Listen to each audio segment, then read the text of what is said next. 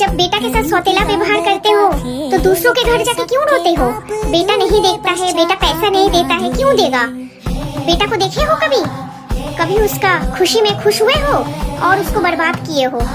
इसीलिए तुम लोग का ये हर्ष है, तुम लोग कभी जिंदगी में खुश नहीं रहोगे। गलत बात। एक माँ अपने औलाद से कभी सौतेला व्यवहार कर ही नहीं सकता है। अगर किया भी होगा तो वो तुम्हारे आने के बाद किया है। और रही बात बेटा पैसा नहीं देता, बेटा नहीं देखता है, दूसरे के घर में जाके रोता है, तो वो तुम्हारे आने के बाद ही किया होगा।